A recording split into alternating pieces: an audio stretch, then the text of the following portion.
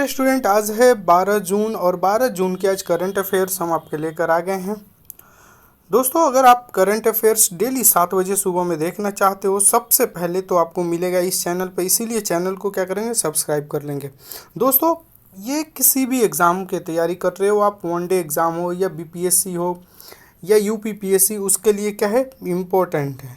इसीलिए क्या करेंगे, आप अपने साथ एक पेन लेकर बैठेंगे और एक पेन कॉपी लेकर बैठेंगे। जो चीज़ आपको लगता है याद नहीं होगा उसको नोट डाउन करेंगे, ठीक है। जो भी दोस्त चैनल पे नए हैं सब्सक्राइब जरूर करेंगे। और यदि आप बीपीएससी की तैयारी करते हो तो यहाँ पे मॉक टेस्ट के लिए हम 4 डाल दिए हैं, जाकर आप देख सकते हो। बहुत ही शानदार टेस्ट है, ठीक है। और देखो पीडीएफ कहाँ मिलेगा सर, तो इसका डिस्क्रिप्शन बॉक्स में टेलीग्राम चैनल है, वहाँ पे मिलेगा आपको पीडीएफ, ठीक है। चलो पहला क्वेश्चन की तरफ चलेंगे। भारत की पहली ई कॉमर्स कंपनी कौन सी बनी जिसने प्रत्यक्ष ऋण सुविधा, मतलब डायरेक्ट जो लोन है, सुविधा शुरुआत की है। देखो, which Indian e commerce company become the first offer direct loan. Direct loan कौन, तो ये है आपका फ्लिपकार्ट। फ्लिपकार्ट है जो ये क्या करेगी, डायरेक्ट लोगों को लोन प्रोवाइड करेगी, ठीक है। ई कॉमर्स कंपनी क्या होती है, ऐसी कंपनी होती है जिसके थ्रू, ये एक कंपनी है और इसके ये मानो कि एक बिचौलिया है, और आप किसी कपड़े को मंगाते हो किसी दुकान वाले से, डायरेक्ट आप नहीं मंगाते हो, किससे मंगाते हो, ये प्लेटफॉर्म के जरिए, ठीक है। इसी को बोलते हैं ई कॉमर्स कंपनी। अमेजन हो गया, मिंत्रा हो गया, ये सब कोई क्या है, ये सब ई कॉमर्स कंपनी है। चलो देखो, हाल ही में फ्लिपकार्ट को आरबीआई ने एनबीएफसी लाइसेंस दे दिया। सर एनबीएफसी क्या है, इसके बारे में भी जानेंगे। देखो, इसके बाद फ्लिपकार्ट जो है भारत की पहली ई कॉमर्स कंपनी बन गई है। इस चीज़ को याद रखना है, ठीक है। आरबीआई किसको दी है लाइसेंस, एनबीएफसी को, तो फ्लिपकार्ट को, ठीक है। देखो, जिसे प्रत्यक्ष ऋण डायरेक्ट लोन क्या कर सकेगी, ये फैसिलिटी शुरू कर देगी। अब देखो, ये लोगों को क्या करेगी, फ्लिपकार्ट जो है अपने ग्राहकों को खुद लोन दे सकती है, ठीक है। व्हाट इज़ एन एनबीएफसी, इसके बारे में हम जानेंगे। देखो, ये एक वित्तीय संस्था होती है, फाइनेंशियल इंस्टीट्यूट होती है, लेकिन ये बैंक नहीं होती है। देखो, ये बैंक नहीं होती है। सर बोलेंगे कि एनबीएफसी बैंक में क्या डिफरेंस है, इसके बारे में भी बताएंगे, ठीक है। ध्यान से सुनना एक एक चीज़। पर ये अपने ग्राहकों को क्या करेगी, लोन, इन्वेस्टमेंट, इंश्योरेंस जैसी सर्विस दे सकती है। ये क्या है, वित्तीय संस्था है, बैंक नहीं है, याद रखना, ठीक है। तो लोगों को क्या करेगी, लोग को, आपको अगर लोन चाहिए तो फ्लिपकार्ट लोन भी देगी, इन्वेस्टमेंट भी उसमें कर सकते हो, इंश्योरेंस भी उससे ले सकते हो, ये चीज़ें सब इसमें शामिल है, ठीक है। देखो, बस बैंक की तरह जनता से डिपॉजिट नहीं ले सकती। अब देखो, जैसे हम अपने अकाउंट में क्या करते हैं, ले जाकर 10,000 20,000 जमा करते हैं, तो ये फ्लिपकार्ट नहीं करेगी, लोगों से डिपॉजिट नहीं लेगी, ठीक है। यानी ये क्या करे, बैंक अकाउंट भी नहीं खोल सकती, ना डिपॉजिट लेगी, ना आपका अकाउंट खोलेगी, ना आपको कार्ड वोट दे सकती है, कुछ नहीं, ठीक है। एनबीएफसी इसी को बोलते हैं, और भी हम आगे बढ़िया से इसको बताएंगे। चलो देखो, लेकिन कुछ एनबीएफसी ऐसी है ना जो फिक्स डिपॉजिट कर सकती है, ठीक है, कुछ, पर कस्टमर के सेविंग और करेंट अकाउंट नहीं खोल सकती, लेकिन सेविंग और करेंट अकाउंट नहीं खोल सकती। देखो, एनबीएफसी का मतलब नॉर्मल से समझ जाओ, एनबीएफसी नॉन फाइनेंशियल बैंक, ये एक संस्था है जो लोगों को क्या कर सकती है, पैसा दे सकती है, लोन दे सकती है, लेकिन अकाउंट नहीं खोल सकती है, ना ही ये क्रेडिट डेबिट कार्ड जारी कर सकती है, ये सब नहीं कर सकती है, ठीक है। चलो, भारत में बैंक के टाइप क्या है, तो देखो 2 टाइप है, एक कमर्शियल होता है, एक नॉन कमर्शियल होता है। कमर्शियल बैंक ऐसे बैंक को कहते हैं जो क्या लाभ के लिए काम करते हैं, किसके लिए, लाभ के लिए काम करते हैं, किसके लिए, लाभ के लिए काम करते हैं। ये लाभ के लिए नहीं काम करते हैं, लाभ के लिए नहीं। अब तुम बोलोगे कौन, इसमें कौन सी कंपनी आएगी, तो देखो, कमर्शियल में जैसे एसबीआई हो गया, पीएनबी हो गया, कैनरा हो गया, फेडरल हो गया, ये सब बैंक क्या होती है, ये सब कमर्शियल बैंक है। सर नॉन कमर्शियल कौन है, तो आरबीआई हो गया, आरबीआई लाभ नहीं कमाती है, ठीक है। अब देखो, नाबार्ड हो गया, नाबार्ड, सिडबी हो गया, ये सब नॉन फाइनेंशियल बैंक है। तो ये नॉन फाइनेंशियल बैंक के काम क्या होता है, तो इसका काम होता है ग्राम में मतलब गाँवों में विकास करना, सोशल वेलफेयर के काम करना, ये सब चीज़ें होती है, लाभ कमाना नहीं होता है। ठीक है, चलो सेकंड क्वेश्चन देखो। मैं जितना भी समझा रहा हूँ दोस्तों, आप क्या करेंगे, नोट डाउन कर लेंगे, बहुत इंपॉर्टेंट है। ठीक है, चलो भारत का पहला ई वेस्ट रिसाइकलिंग पार्क कहाँ बनाया जाएगा, तो ये दिल्ली में बनाया जाएगा। ठीक है, दिल्ली में बनाया जाएगा। चलो देखो, इंडिया का पहला e waste recycling eco park Delhi के कहाँ बनाया जाएगा, होलम्बी कालान में बनाया जाएगा। ठीक है, इस चीज़ को याद रखना है। इसकी घोषणा किसने की है सर, तो इन्वायरमेंट मिनिस्ट्री जो दिल्ली के हैं वो किए हैं, कौन, मनजिंदर सिंह सिरसा। इन्होंने क्या किया, इन्होंने घोषणा किया कि दिल्ली में हम एक ई वेस्ट रिसाइकलिंग इको पार्क बनाएंगे। मतलब जितने भी हमारे दिल्ली में जितने भी कूड़े करकट जो होते हैं, जैसे फ़ोन हो गया, टूट गया फूट गया, इसका जो इंस्ट्रूमेंट हो गया, तो इस सब चीज़ों से हम क्या करेंगे, रिसाइकल करके फिर से इसको हम किसी नए चीज़ को बनाएंगे। ठीक है, इको पार्क की मेन फीचर्स क्या होती है, देखो इसकी एकड़ कितना एकड़ में 11.4 एकड़ का ये जगह है। हर साल 51,000 मीट्रिक टन ई वेस्ट को रिसाइकल किया जाएगा। ठीक है, ये सब याद करने का कोई ये सेंस नहीं है, लेकिन आपको याद करके क्या रखना है, आपको याद करके रखना है सर ये कहाँ, दिल्ली में कौन से क्षेत्र में बनेगी, होलम्बी कालाना क्षेत्र में बनेगी। इस चीज़ को याद रखना है। घोषणा किसने किया, मनजिंदर सिंह सिरसा ने किया। ठीक है, ये चीज़ याद रखना है। ठीक है, चलो देखो, इसमें 106 कैटेगरी के इलेक्ट्रॉनिक्स आइटम जैसे फ़ोन, लैपटॉप, ईटीसी ऐसे आइटम्स को हम रिसाइकल किया जाएगा यहाँ पे। ठीक है, इसकी लागत क्या है, देखो ये सब चीज़ें एग्ज़ाम में नहीं पूछता है, बट आप याद रख सकते हो थोड़ा बहुत, ऐसा कुछ नहीं है। अगर याद नहीं है तो भी कोई दिक्कत नहीं है, ऐसा एग्ज़ाम में नहीं पूछता है कितना करोड़ से बनेगा ये सब चीज़ें।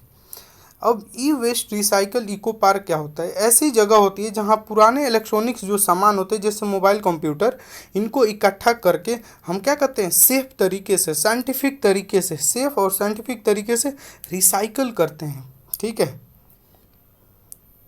देखो दिल्ली के लेफ्टिनेंट जो गवर्नर है विनय कुमार सक्सेना।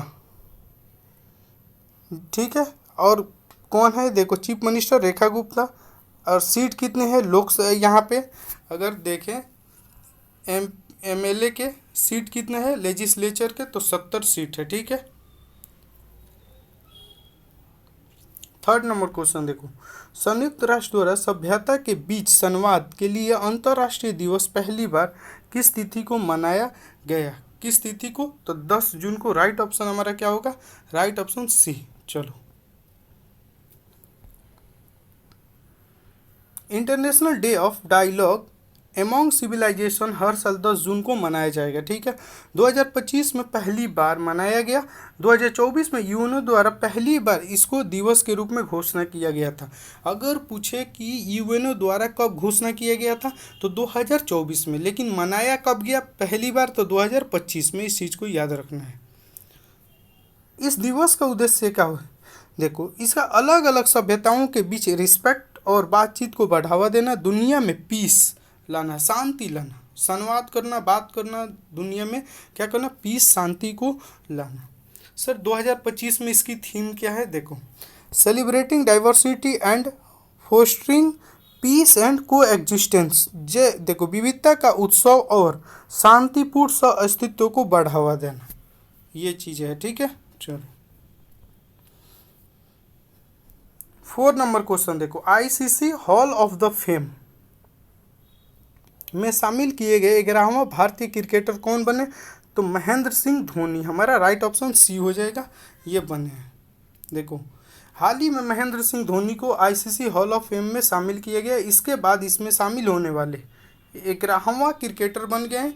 टोटल कितने, 7 लोगों को इसमें शामिल किया गया, जिसमें धोनी भी है।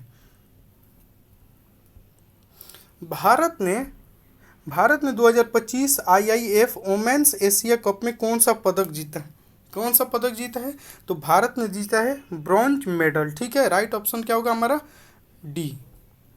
देखो, हाल ही में इंडिया ने 2025 आईएएफ वुमेन एशिया कप में ब्रॉन्ज मेडल को जीता। ठीक है, पहली बार जब इंडिया ने इसमें कोई मेडल क्या क्या जीता है, फर्स्ट टाइम है कि इंडिया इसमें मेडल जीता है। तो इसमें फिलीपींस ने गोल्ड मेडल जीता है, ईरान ने सिल्वर मेडल जीता है। ठीक है, यहाँ से क्वेश्चन कैसे बनेगा, भारत ने कौन मेडल जीता है, ये तो एक क्वेश्चन हो गया। दूसरा कि गोल्ड मेडल है वो किसने जीता है, सिल्वर किसने जीता है, इस तरीके से आ सकता है। भारत ने 2024 के एडिशन में फोर्थ स्थान पाया था, पर तीसरा स्थान पाकर ब्रॉन्ज जीता है। ठीक है, चलो 2025 आईएएफ वुमेन्स एशिया कप, इसके बारे में देखो ये एशिया महिलाओं के लिए आईसीसी हॉकी टूर्नामेंट है, एशिया में है। ठीक है, एशिया में हर साल या 2 साल में एक बार आयोजित किया जाता है। कहाँ हुआ, अल एनीन यूनाइटेड अरब इमिरेट्स। ठीक है, यूएई में हुआ, दुबई में। कितने टीमों ने भाग लिया, 6 टीमों ने भाग लिया। आयोजक कौन है, इंटरनेशनल आइस हॉकी फेडरेशन, ये इसको आयोजन करता है। ठीक है,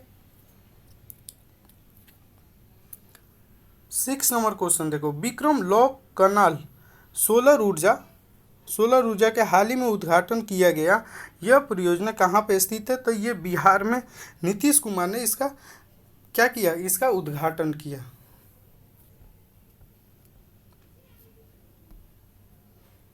देखो, हाल ही में बिहार के सीएम नीतीश कुमार द्वारा पटना में विक्रम लॉक कनाल बैंक सोलर पावर प्रोजेक्ट का इनॉग्रेशन किया गया। ठीक है, प्रोजेक्ट जल जीवन हरियाली अभियान के हिस्सा है, जिसमें Bihar green energy environment protection को बढ़ावा देने के लिए किया गया था। ठीक है, प्रोजेक्ट मेन जो फीचर्स क्या है, इसके लोकेशन देखो, पटना के विक्रम एरिया में स्थित है। प्रोजेक्ट कितना तक फैला, 2 किलोमीटर तक, इसका 2 मेगावाट कैपेसिटी है। ठीक है, 7वां क्वेश्चन देखो, आपदा प्रतिरोधी बुनियादी ढांचा पे 7वां अंतर्राष्ट्रीय सम्मेलन ICDRI का आयोजन कहाँ किया गया है, तो ये फ्रांस में किया गया है, नीस फ्रांस। नीस में राइट ऑप्शन हमारा क्या होगा, सी। देखो, इंटरनेशनल कॉन्फ्रेंस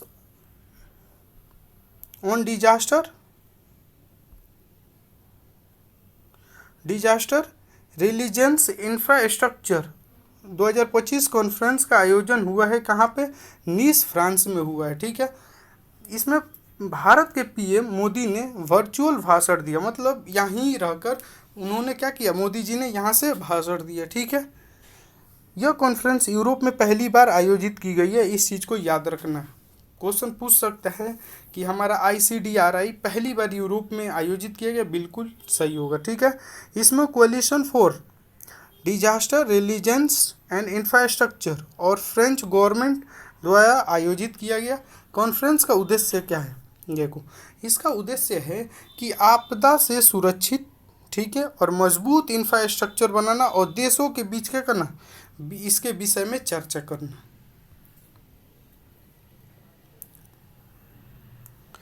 ICDRI ये क्या है, तो ये एक इंटरनेशनल कॉन्फ्रेंस है। ठीक है, इसे हर साल आयोजित किया जाता है। आयोजक कौन होता है, तो collision of disaster resilient infrastructure, CDRI। अब इस CDRI क्या है, देखो, यह देशों का एक गठबंधन है, बहुत सारे देश का एक गठबंधन है, जिसे UN भी हिस्सा है, जिसमें UN भी क्या है, हिस्सा है। उद्देश्य क्या है, इंफ्रास्ट्रक्चर और क्लाइमेट और डिजास्टर से लड़ने के लिए मजबूत, नौ और सुरक्षित बनाना। ठीक है, शुरुआत कब हुआ था, 2019 में PM मोदी द्वारा, 2019 में UN क्लाइमेट एक्शन समिट में। ठीक है, देखो, UEFA नेशनल लीग का खिताब किसने जीता है, तो ये जीता है आपका पुर्तगाल। किसने जीता है, पुर्तगाल ने जीता है। देखो, हाल ही में पुर्तगाल ने स्पेन को क्या किया, हराया UEFA नेशनल लीग में। ठीक है, और इसका टाइटल जीत लिया। ठीक है, पुर्तगाल ने दूसरी बार जीता है, कितनी बार, सेकेंड टाइम है पुर्तगाल का जीता हुआ। इसे पुर्तगाल ने 2019 में फिर से एक बार 2019 में जीता था। यूईएफए जो नेशनल लीग है, इसका टाइटल क्या है? यह यूरोप में एक प्रमुख फुटबॉल लीग है। यह हर 2 साल में आयोजित किया जाता है, हर 2 साल में। शुरुआत कब हुआ था? 2018 में। आयोजक कौन है? कौन आयोजक है? तो देखो, UN of European football association UEFA है। ठीक है, इसमें कितने टीम भाग लेती है? 55। ठीक है,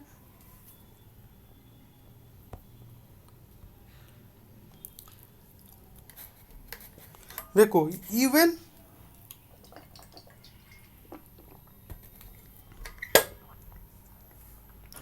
यूनियन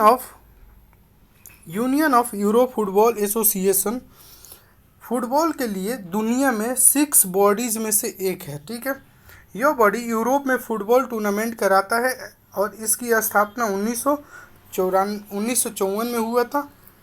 हेड क्वार्टर कहाँ है सर? न्यून, स्विट्जरलैंड में। ठीक है,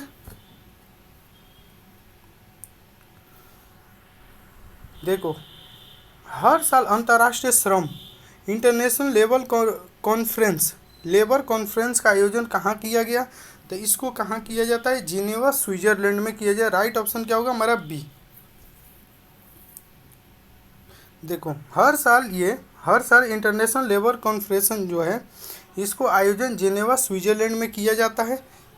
इस बार इसका 113वां कॉन्फ्रेंस आयोजित किया गया।